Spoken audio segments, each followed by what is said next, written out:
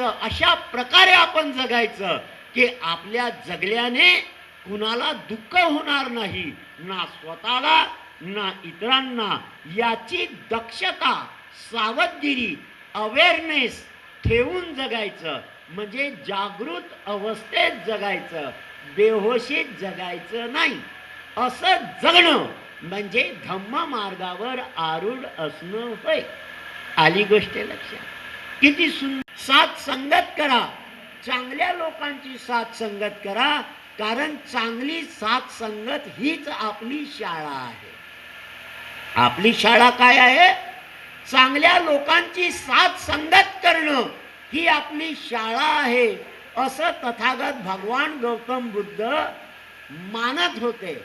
आणि म्हणून तथागत बुद्धाने सांगितलं की तुम्हाला वकील व्हायचं आहे तर वकिलाची संगत करा, तुम्हाला डॉक्टर व्हायचं आहे डॉक्टरची संगत करा, तुम्हाला ऑफिसर व्हायचं आहे तर ऑफिसरची संगत करा, है की नाही?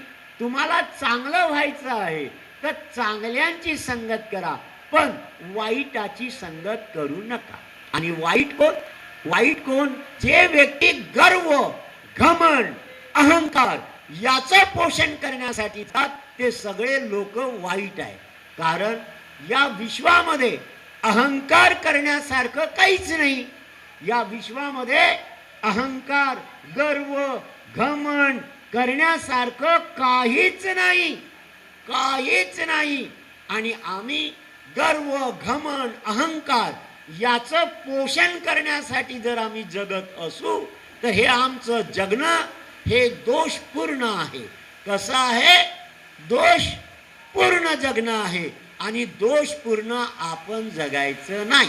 म्हणजे अहंकार, गर्व, घमंड पोषण करण्यासाठी जगायचं नाही.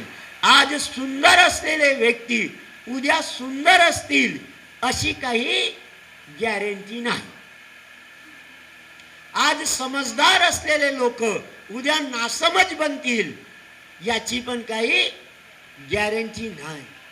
आज रोगी नसलेले माणसं उद्या रोगी बनतील, है की नाही? याची काही शाश्वती नाही. आली गोष्ट लक्षात? म्हणजे सगळं काही परिवर्तनशील आहे. कालपर्यंत वाईट असलेले माणसं आज चांगले होऊ शकतात, ही शाश्वती आहे, ही संभावना आहे. आणि आजपर्यंत चांगले असलेले माणसं उद्या वाईट पण होऊ शकतात, ही पण संभावना आहे.